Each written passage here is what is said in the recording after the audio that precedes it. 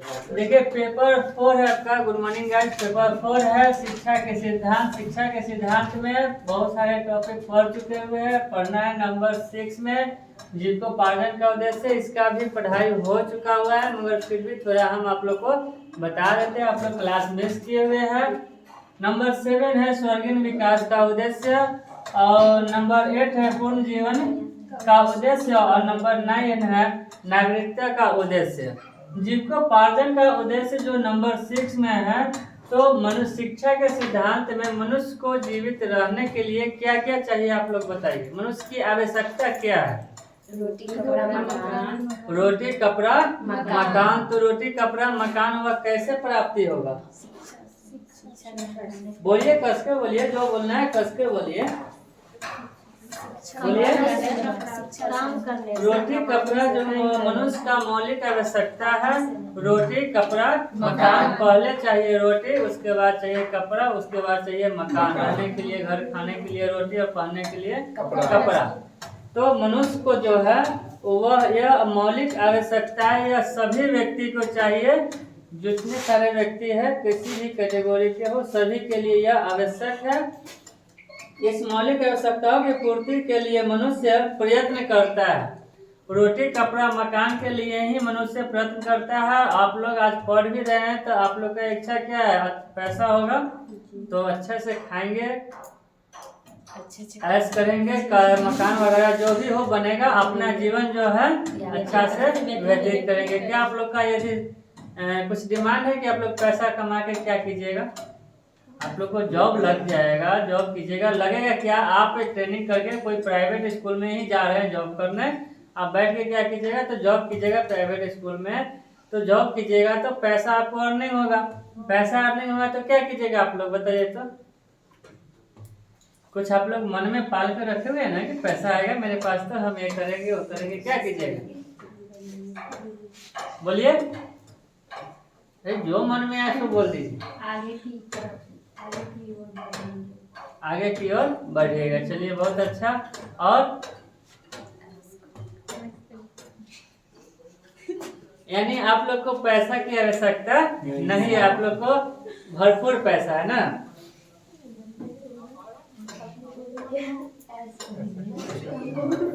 देखिए, कह रहा है कि शिक्षा का उद्देश्य बालक को इस योग्य बनाना चाहिए कि वह बड़ा होकर अपने जीविका स्वयं कमा सके और अपने परिवार का आर्थिक बोझ जो है क्या करेगा? परिवार की आर्थिक बोझ को कम करेगा। बच्चा जो है, आप लोग क्या कीजिएगा? आप लोग जब पैसा अर्निंग करने लगेगा तो आप अपने परिवार के आर्थिक जो बोझ होगा उसको कम कीजिएगा ना। पैसा आ जाएगा, जो कमी होगी, जहाँ पर पैसा की आवश्यकता होगी वहाँ पर आपके पास भी पैसा होगा, तो आप क्या कीजिएगा? परिवार को हेल्प कीजिएगा कि नहीं कीजिएगा? आर्थिक बोझ को कम कीजिएगा। यह सब जीविकोपार्जन में है। यहाँ पर भी अब डॉक्टर जाकिर हुसैन के अनुसार कहा गया है कि राज्य को अपने नागरिकता को किसी लाभकारी कार्य के लिए शिक्षित करना चाहिए। राज्य को क्या है?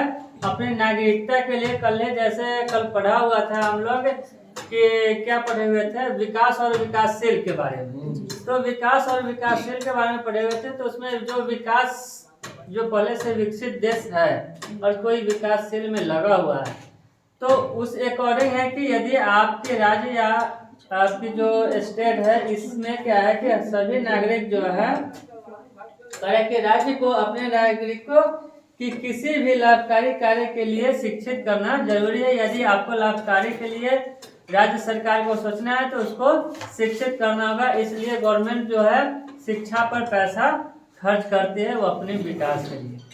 गवर्नमेंट अपने विकास के लिए करती है, ना कि गवर्नमेंट की कोई निजी व्यक्ति अपने विकास के लिए करती है। तो ऐसा नहीं है, गवर्नमेंट अपने राज्य के विकास के लिए करती है। जॉन डीवी के अनुसार है कि यदि एक व्यक्ति अपनी जीविका प्राप्त करने में असमर्थ है तो इस बात की आशंका है कि वह स्वयं भ्रष्ट हो जाए और दूसरों को हानि पहुंचाने लगे। तो यह जॉन डीवी के अनुसार है। और महात्मा गांधी के अनुसार भी है। सच्ची शिक्षा को बच्चों के बेरोजगार से सुरक्षा देनी चाहिए। यानी सही शिक्षा है, आप लोग अब जैसे आप सिर्फ मैट्रिक इंटर और ग्रेजुएशन कर लीजिएगा, घर बैठ जाइएगा, कुछ नहीं कीजिएगा, तो वह आपका शिक्षा जो हुआ आपके एक योग लाभकारी नहीं हुआ, वो बेकार हो गया। यानी शिक्षा जो है, शिक्षा हासिल कीजिए तो उसका उपयोग कीजिए, सदुपयोग कीजिए। आप ट्रेनिंग कर रहे हैं तो ट्रेनिंग करके फिर जाइएगा, कहीं पढ़ाने जाइएगा तो पढ़ाइएगा, तो आपका उपयोग में आएगा, आपको अर्निंग होगा। फिर आप अपना जो आर्थिक स्थिति है आपकी हो या आपके परिवार की हो, उसको आप लोग सुधार सकते हैं। आप बेरोजगार नहीं बैठ सकते। यह हो गया स्वर्गीन विकास के का। हम लोग देखेंगे कि स्वर्गीन विकास का उद्देश्य जीविकोपार्जन के लिए हो गया। ऐसे भी सिंपल सा याद रखिएगा कि जीविकोपार्जन के लिए सभी मनुष्य को रोटी कपड़ा मकान की आवश्यकता है, और जब रोटी कपड़ा मकान हो जाएगा तो आपका आर्थिक स्थिति ऑलरेडी सुधरने लगेगा। नंबर 7 है स्वर्गीन विकास का उद्देश्य। देख लीजिए, स्वर्गीन विकास का उद्देश्य शिक्षा में स्वर्गीन विकास क्या होगा। शिक्षा से आपके जीवन का संपूर्ण विकास हो पाएगा या नहीं हो पाएगा, बताइए आप। होगा। तो शिक्षा से संपूर्ण विकास होगा तो कैसे होगा? जो शिक्षा का कहीं पढ़ाने में जाएंगे, चाहे जॉब मिलेगा तो पैसा अर्जित तो स्वर्गीन विकास होगा ना सर। स्वर्गीन और बताइए, आप लोग ढंग से नहीं बता रहे। स्वर्गीन विकास का उद्देश्य जो है शिक्षा के क्षेत्र में, शिक्षा का सिद्धांत आपका टॉपिक है, तो शिक्षा के अकॉर्डिंग स्वर्गीन विकास आपके जीवन में कैसे होगा, बोलिए। शिक्षा के माध्यम से और उसके बाद मेहनत करेंगे तभी ना विकास करेंगे। उसके बाद जो अपना आर्थिक स्थिति सुधार होगा, तो पैसा होने के बाद ना स्वर्ग में आदमी घूमता है या जाता है स्वर्ग। अच्छा सही बात है। जितने जिंदगी आदमी नहीं पैसा जिसको देखिए, कहा गया है कि शिक्षा बिना मनुष्य क्या है, वह पशु के समान है। शिक्षा बिना मनुष्य पशु के समान है। और भी इसमें बहुत सारे टॉपिक आप लोग पढ़े हैं। यदि शिक्षा नहीं है तो आप व्यर्थ है, मगर वैसा शिक्षा भी व्यर्थ है। इसमें बताया गया था बुक्स में कि वैसा शिक्षा भी व्यर्थ है जो आपके काम न आए। आपकी जीवन में आपकी शिक्षा आपके काम न आ पाए, वो भी शिक्षा व्यर्थ है। यानी आप शिक्षित है मगर सलाह दूसरी किसी और से आप लेने जा रहे हैं। आप शिक्षित है और सलाह किसी और से लेने जा रहे हैं, तो वह शिक्षा आपके पास किस काम की, जो आपके जीवन में वह काम नहीं आ सकता। इस अकॉर्डिंग है। अब एक होता है, जैसे उस दिन भी बताए हुए थे कि 2 तरह की शिक्षाएं होती है, ठीक है। एक होता है जो पढ़ लिख कर कुछ करना होता है, और दूसरा होता है कि हमको करना क्या है, पढ़ लेते हैं नाम के लिए। जैसे देहात में बोलता है कि दहेजुआ पढ़ाई, ठीक है, बोलता है ना दहेजुआ पढ़ाई। तो दहेजुआ पढ़ाई के लिए हम लोग पढ़ लिए, हो गया। तो उसमें क्या होता है कि आप पढ़ तो लिए, अब कहने के लिए हो गया कि मैट्रिक इंटर जो हो अपना आगे का वो हो कि हमने कंप्लीट कर लिया, फिर भी आप उससे कुछ हासिल नहीं कर पा रहे हैं, यानी वह शिक्षा आपके लिए शिक्षा वह है आपके जीवन में स्वर्गीन विकास के लिए शिक्षा, कि शिक्षा से आप शिक्षा जो प्राप्त किए हैं उससे यदि आपका कोई वर्क नहीं हो रहा है, जैसे आपने नौकरी के लिए अप्लाई कर रहे हैं, नॉलेज फुल है आप और नौकरी पर ही डिपेंडेंट है, तो नौकरी नहीं हो रही है तो वह आपकी गलती नहीं है। आपने जो प्रयास किया वो तो है ही, और ना हो रहा है उसका भी कोई गलती नहीं है, मगर कहीं ना कहीं आप में कुछ कमियां हैं। और तो ऐसा नहीं कि सिर्फ नौकरी नहीं हुआ तो हम कुछ करेंगे ही नहीं, तो वह शिक्षा भी आपके लिए व्यर्थ चला गया। यदि नौकरी नहीं हुआ तो वह अलग का चीज़ है, कहीं ना कहीं कमी होगा तभी नहीं हुआ, कुछ ना कुछ तो लेकिन रहता ही है। मगर मेरे पास जो नॉलेज है उस नॉलेज के अकॉर्डिंग हम फिर तो दूसरा वर्क करेंगे ना, और उसके लिए हरास होकर हम बैठ जाए, हमसे नहीं हुआ तो हमसे कुछ होने वाला नहीं, तो यानी आपके पास नॉलेज नहीं है। नॉलेज इतना है कि जितना नौकरी प्राप्त करना है तो नौकरी के लिए ही आप काम किए, और दूसरा कुछ के लिए आपके पास नॉलेज नहीं, तो शिक्षा आपका व्यर्थ।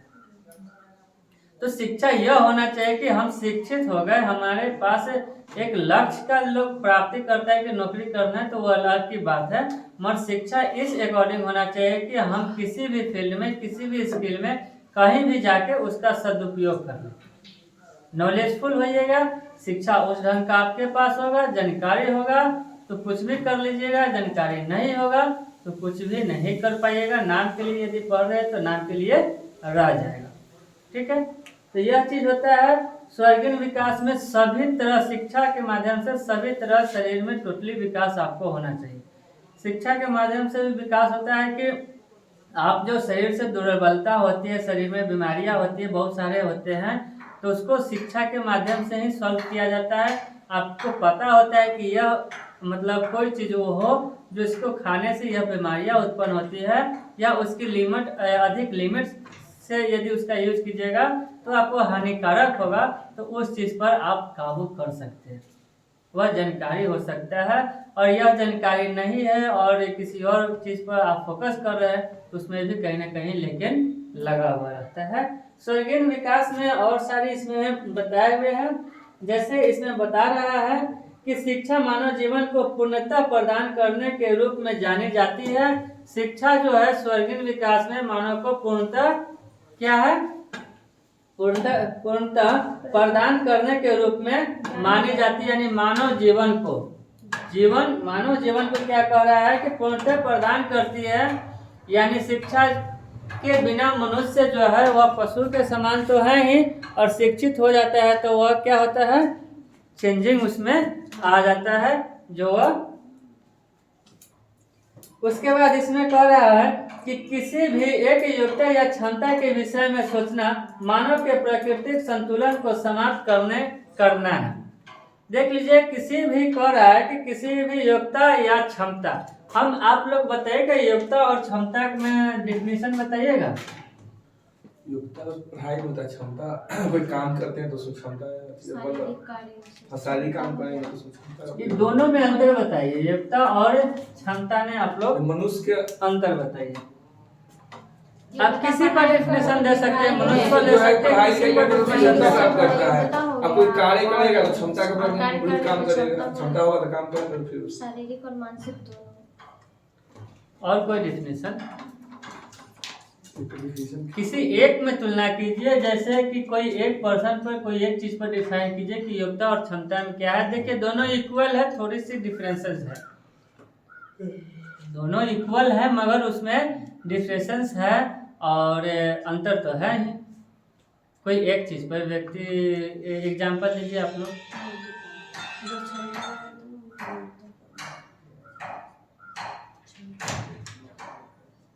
हाँ हेलो, बोलिए आप लोग। जी जी जी जी, आपका बन चुका हुआ होगा शायद, उस समय बोल दिए थे ना आपका। जी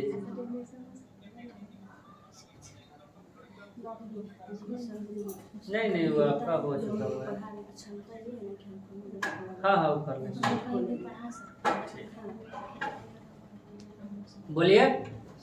देखिए क्षमता आप लोग नहीं समझ पाए, योग्यता और क्षमता, ठीक है, या योग या क्षमता भी कर लीजिए। ठीक, यदि कंप्यूटर को देखा जाए तो क्षमता और योग्यता का डिफाइन मतलब हो रहा है कि कंप्यूटर जो होता है, कंप्यूटर की क्षमता जो होती है उस चीज़ को आप लोग कोई व्यक्ति माप सकते हैं, उसके योग में उसके क्षमता को अति कर सकते हैं आप लोग। जैसे कि कंप्यूटर जो है, कंप्यूटर में बहुत सारे वर्क होते हैं। आप कोई एक वर्क पर काम करते हैं, मान लेते हैं कि आप एक्सेल पर काम कीजिए या मतलब विंडोज पर काम कीजिए या कुछ पर काम कीजिए, तो उसकी जो क्षमताएं है वह बहुत सारी क्षमता है जो आप उस योग्य नहीं है कि उसकी पूरी क्षमताएं को आप माप सकें। क्षमताएं जो हुआ और क्षमताएं है कि उसका आप उसके पर दिन रात बैठकर काम कीजिएगा फिर भी वह नहीं थकेगा, मगर आप उस योग्य नहीं होइएगा जो उसकी पूरी क्षमता को आप माप पाइएगा। ऐसे ये भी डिफिनेशन समझ सकते हैं कि कोई बाइक जो है वह प्रति घंटा 300 किलोमीटर की रनिंग करती है। कोई बाइक है एनी आवर्स, कोई भी बाइक ले लीजिए जिसकी क्षमता है वह 300 किलोमीटर 1 घंटा में चलेगी। क्या आप उस योग्य है जो उसकी क्षमता को नाप सकते हैं कि 300 किलोमीटर चलेगा या नहीं चलेगा? वो आपके ऊपर डिपेंड हो जाएगा। आप यदि जाइएगा 300 किलोमीटर रनिंग करने के लिए तो उसकी तो क्षमता है कि उतना कर लेगा, मगर आप उस योग्य होइएगा तभी ना नहीं तो रास्ता में छिटा जाएगा तो पता चलेगा स्वर्गलोक चल गया। तो आपके ऊपर भी कैपेसिटी होना चाहिए। इससे क्वेश्चन है और क्षमता, यहाँ शिक्षा के क्षेत्र में भी आइएगा तो योग्यता और क्षमता की बात करें तो आपके पास योग्य है, ठीक है, कि आप किसी भी कार्य को कर सकते हैं। जैसे हमने कल वोमेन डे पर बोलने के लिए आप लोग को बोले तो योग्यता आप लोग के पास था, योग्यता था कि कुछ भी, मतलब जो हम बोले वह आप लोग के पास, सभी लोग के पास जानकारी था, बोल सकते थे, मगर आपके पास क्या था, क्षमता नहीं था। और उसी क्षमता के कारण आप लोग नहीं बोले और बैठे रह गए। अब समझे योग्यता और क्षमता कि और भी समझना है इसमें। अब इसमें कह रहा है कि योग्यता या क्षमता के विषय में सोचना मानव के प्रकृति संतुलन को समाप्त करना है। यदि वह योग्यता और क्या कर रहा है, क्षमता के विषय में सोचना मानव के प्रकृति संतुलन को समाप्त करना है। यदि कोई व्यक्ति सोच ले कि नहीं हमसे, अब जैसे हमारे पास ही है, एग्जाम्पल देते हैं कि हम टीचिंग करा रहे हैं और हम सोच ले कि हमसे सिर्फ टीचिंग ही होगा और अन्यथा दूसरा कोई वर्क हमसे नहीं होगा, तो वह मेरी गलती है। हमारी योग्यता है हमारे पास, मगर हम क्षमता नहीं कि हम दूसरे चीज को कर सके, वह भी कमी आ जा रही है। हमारे पास योग्य है, हमारे पास जानकारियां है, मगर हम इस पर सेल्फ डिफेंड हो जा रहे हैं कि नहीं अब हमसे दूसरा कुछ होगा नहीं, टीचिंग ही चलेगा। कल के डेट में टीचिंग नहीं हुआ तो क्या कीजिएगा? कोई बिजनेसमैन को देख लीजिए या कोई मजदूर को देख लीजिए, उसके पास क्षमता होता है, या रिक्शा चालक को देख लीजिए, ठीक है, वो दूसरा वर्क कर सकता है, करने के बावजूद भी क्या होता है, वो सोचता है हमको तो रिक्शा चलाना है, हमसे दूसरा होगा ही नहीं काम, क्या करेंगे? तो वह रिक्शा चलाते चलाते अपना जीवन क्या करता है, व्यतीत कर लेता है। कोई बिजनेसमैन है, यदि बिजनेस कर रहा है, उसका बिजनेस फ्लॉप कर गया, यानी उस योग्य वो नहीं था, उसके पास उस ढंग का योग्यता नहीं था कि जिसके कारण उसका बिजनेस फ्लॉप कर गया, फिर भी वह सोच रहा है कि हम सब दूसरा कोई काम होगा नहीं, यानी यही है, तो उसी पर वह अपना जीवन काट रहा है। तो यानी वह उसके पास क्या है, यहाँ कह रहा है कि क्या बता रहा है कि प्राकृतिक संतुलन की समाप्ति कर लेना, यानी वो अपना जो है वो समाप्ति की ओर जा रहा है कि हमसे दूसरा कोई वर्क होगा ही नहीं तो हम करेंगे, ठीक है। तो यह चीज इसमें आ गया।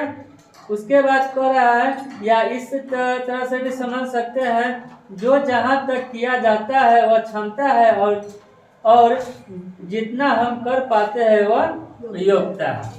जो जहां तक किया जाता है वह क्षमता है और जो हम जितना कर पाते हैं वह योग्यता है। अब नहीं कर पा रहे हैं तो इसका थोड़ी नहीं कि मेरे पास क्षमता नहीं है।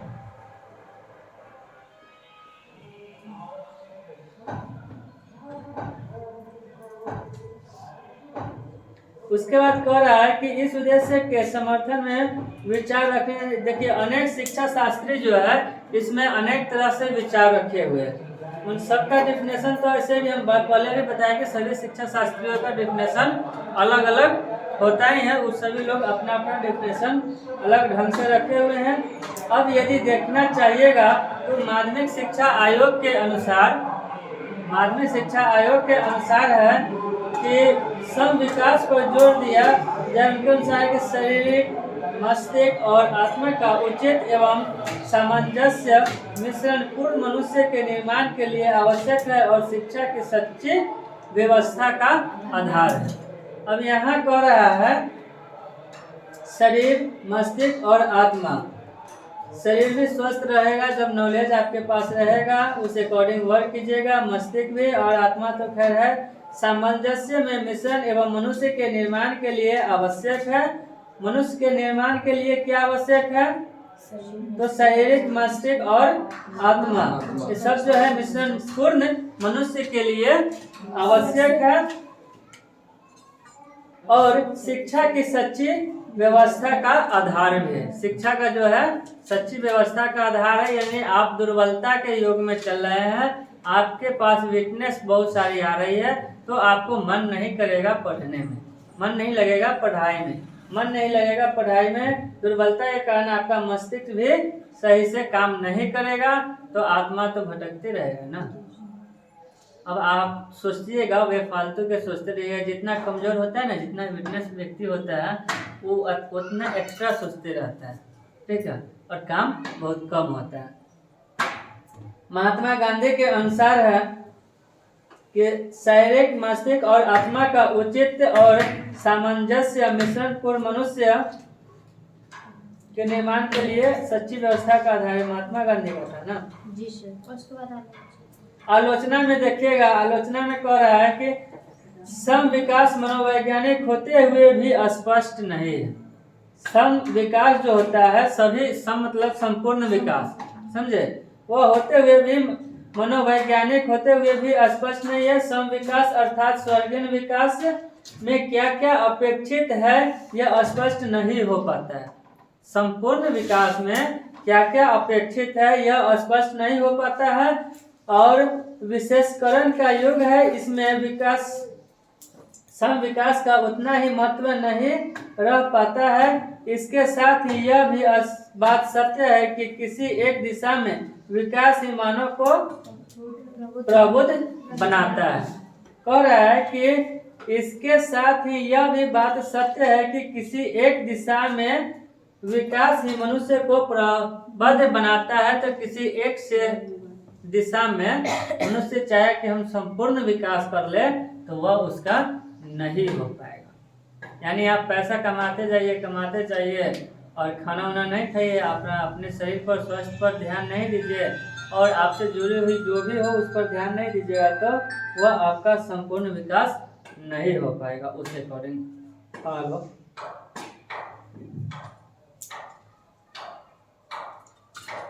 ठीक है, उनको बैठने के लिए थोड़ा देर बोलिए, चाहे दीजिए, मोबाइल दीजिए उनको।